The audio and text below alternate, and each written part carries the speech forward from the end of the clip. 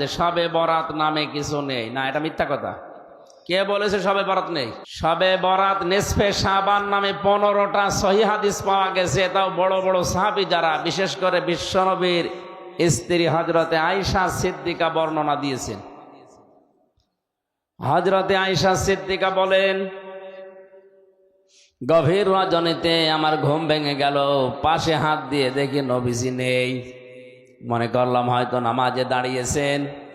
অনেকক্ষণ অপেক্ষা করে দেখি না, উনি নামাজে নেই। আশপাশে খোঁজ করে দেখি পাশেই জান্নাতুল বাকি নবী মুহাম্মদুর রাসূলুল্লাহ কবরের পাশে দাঁড়িয়ে অঝোর নয়নে কাঁদতেছে। ডাক দিয়ে বললাম, ইয়া রাসূলুল্লাহ, আপনি কাঁদেন কেন এ গভীর রজনীতে? নবীজি বলেন, আয়েশা, তুমি কি জানো আজকের কোন রাত? এটা শাবান মাসের নিসফে শাবান, 14ই দিবাগত রাত। মহান আল্লাহ এ প্রথম আসমানে এসে ডাক দিচ্ছে, 5 প্রকার মানুষ বাদ দিয়ে তামাম দুনিয়ার মানুষদেরকে আল্লাহ মাফ করে দেবেন। আর মাত্র 9 দিন পরে ওই রাতটা আমাদের সামনে। আমরা দেখি ওই 5 প্রকার মানুষ যারা মাফ পাবে না। এত বড় দুর্ভাগা কারা তারা? নবীজি ওই দিন আয়েশাকে বলেছিলেন, হে আয়েশা, প্রথম নাম্বারে তারা মাফ পাবে না যারা শিরিক করে আর শিরিকের সাপোর্ট করে। এ কথাটা পড়ার পরেই আমার বাংলাদেশ সম্পর্কে একটা দৃশ্য মনে পড়ছে। এদেশে এখন অনেকে শিরিক করছে, করাচ্ছে এবং শিরিকের সাপোর্ট করছে। এখন যদি বলেন শিরিক করছে কি করে? হ্যাঁ, আল্লাহ যেটা পারে ওইটা অন্য কেউ পারে, এই কথা বিশ্বাস করার নাম শিরিক। আজ সিলেবাস থেকে শুরু করে অনেক জায়গায় এই সূক্ষ্ম ষড়যন্ত্র করে এগুলো আমাদের এই ছোট ছোট কোমলমতি শিশুদের, বাচ্চা বাচ্চা ছেলে মেয়েদের মেধার ভেতরে ঢোকানো হচ্ছে। আমি নাম নিতে পারলাম না, এই জন্য দুঃখিত। 2 নাম্বারে অনেকে শিরিক করছে যারা বলে যে সমস্ত ক্ষমতার উৎস এরা মুশরিক। কারোর ফতোয়া লাগবে না, ডাইরেক্ট ফতোয়া। ক্ষমতার উৎস আরো জোরে, আন্নাল কুওয়াতা লিল্লাহি জামিআ। আপনি পার্সেন্টেজ হিসাব করে দেখবেন, এই দেশের 100 জনের 15 জন মানুষও টিকবে না। অথচ আদমশুমারিতে এদেশে 96% মুসলমান। মুশরিক হয়ে গেলেও লোকটার মুসলমান থাকে। বলেন, মুশরিক যারা, তারা আল্লাহ আছে কথা বিশ্বাস করত, কিন্তু তার সাথে অন্য শক্তিকে যোগ করে দিত। বিশ্বনবীর আপন চাচা আবু তালেব, এ লোকটা মুশরিক ছিল, কিন্তু বিশ্বাস করত আল্লাহ একজন আছে, এজন্য কাবার খেদমত করত। নবীজির দাদা আব্দুল মুত্তালিব, এ লোকটা মুশরিক ছিল, কিন্তু এ কথা বিশ্বাস করত যে আল্লাহ একজন আছে। আমি এই কথাটা বানালাম। কোরআনে কারিমে কয়েক জায়গায় আল্লাহ প্রশ্ন দিয়েছেন, ওয়ালা ইন সালতাহুম মান খালাকাস সামাওয়াতি ওয়াল আরদা লা ইয়াকুলুনাল্লাহ। হে নবী, ওদেরকে যদি জিজ্ঞাসা করেন আসমান জমিন কে বানিয়েছে, ওরা এক বাক্যে স্বতঃস্ফূর্তভাবে বলবে আল্লাহ। আব্রাহা যেদিন কাবা ধ্বংস করার জন্য আসে, রাস্তার ভেতরে যারা উট ছাগল ভেড়া পেয়েছে সবগুলো বেঁধে নিয়ে জবাই করে করে খাচ্ছিল। কে যেন এসে বলেছে, ও আব্দুল মুত্তালিব, তোমার যে সমস্ত জিনিসপত্রগুলো উট ভেড়া ছাগল সব আব্রাহা ধরে ধরে নিয়ে যাচ্ছে। আব্দুল মুত্তালিব ওই সময় দৌড় দিয়ে কাবার চাবিটা, ওই যে মুলতাজাম নামক যে জায়গাটা কাবার দরজার উপরে, ওখানে ঝুলিয়ে দিলেন।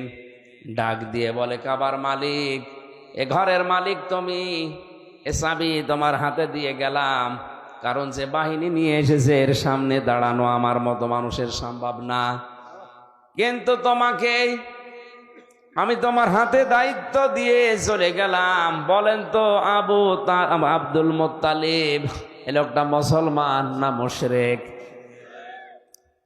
আমরা সবাই হাদিস কোরআন যতটুকু জানি বুঝি মুশরিক বলে পরিচয় দিই, বলিও, অথচ কাবা শরীফের দেওয়ালে বা দরজার সাথে চাবি লাগিয়ে ও ঘোষণা দিচ্ছে কাবার মালিক তোমার ঘর, তুমি রাখো, দিয়ে গেলাম। এতটুকু শেষ করেনি সিরাত ইবনে হিশাম, দৌড় দিয়ে আবরাহার কাছে গিয়ে বলে আমার উট ভেড়া এগুলো সব ফিরিয়ে দাও। সূরা ফিলের তাফসিরে আমি পেয়েছি আবরাহা ওই দিন অট্ট হাসি দিয়েছিল। ডাক দিয়ে বলে আব্দুল মুত্তালিব, এতদিন শুনেছি তুমি নাকি জ্ঞানী মানুষ, গুণী মানুষ, বুদ্ধিমান, কিসের পরিচয় দিলে? এ কাবা নিয়ে তোমরা ব্যবসা করে খাও, লক্ষ লক্ষ মানুষেরা বিভিন্ন জায়গা থেকে এখানে এসে 6 মাস 1 বছরের কামাই তোমরা এখান থেকে করে নাও, অথচ এই কাবা ভাঙার জন্য আমি আসলাম, আমাকে বাধা দেওয়া তো দূরের কথা, কাবার বিষয়ে একটা কথাও তুমি বললে না। তোমার মাত্র কয়েক টাকার উট ভেড়া ছাগল বকরি এগুলোর জন্য তুমি এসেছো, তুমি কেমন বুদ্ধিমান? আব্দুল মুত্তালিব বলেছে আবরাহা কান খাড়া করে শোনেন, যেগুলো নিয়ে এসেছেন ওগুলো আমার নিজের, আর যে ঘর আমি দায়িত্বে আছি খেদমত করি ওটার মালিক আমি না, মালিকের হাতে চাবি দিয়েছে, ওনার ঘর আমার বিশ্বাস উনি অবশ্যই রক্ষা করবেন।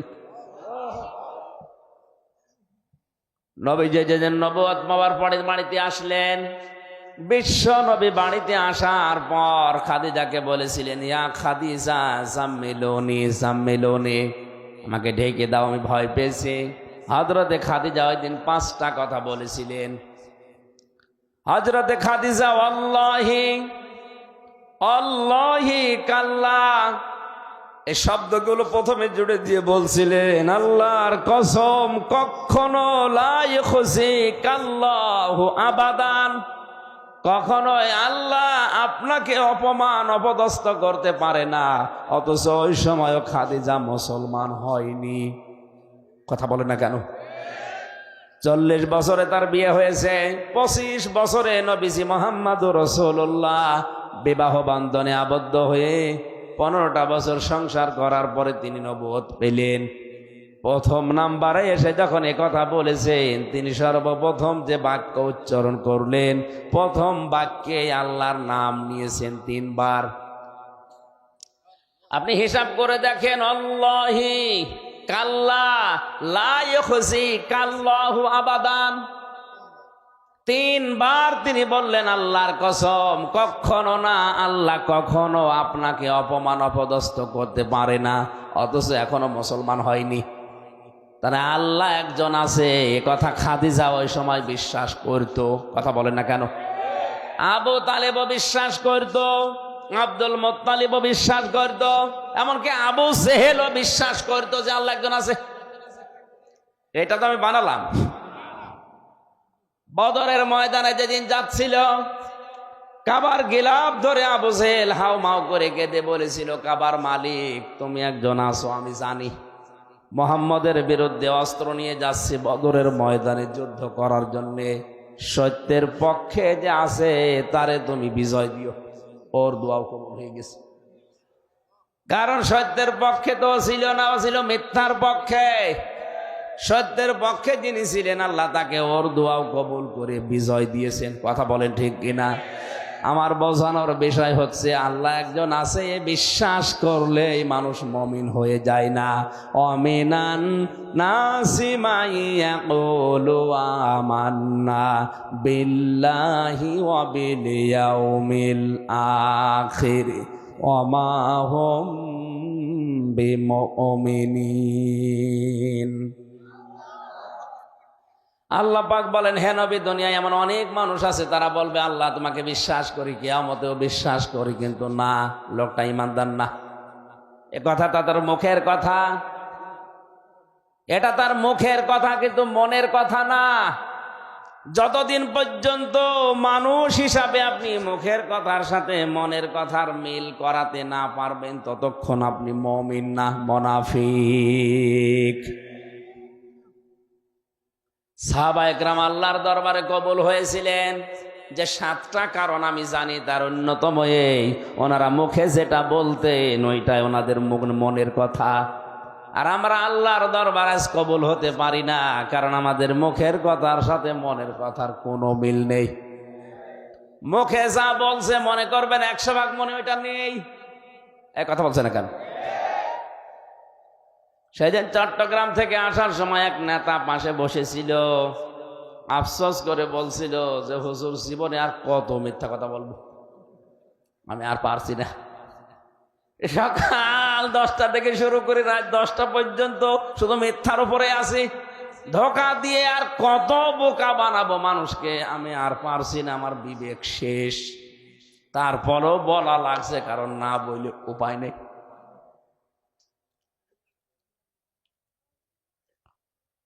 আমার ভাইরা, আমার কথা বোঝানোর বিষয় হচ্ছে, আর শিরিক করার জন্য অনেককে বাধ্য করা হচ্ছে, আর অনেকেই বুঝে না বুঝে শিরিকে সাপোর্ট করছে। মোড়ে মোড়ে মূর্তি তৈরি করে আপনি যতই ভাস্কর্য, প্রতিমার যাই নাম দেন না কেন, আল্লাহর কসম আপনি মুশরিক হয়ে যাবেন।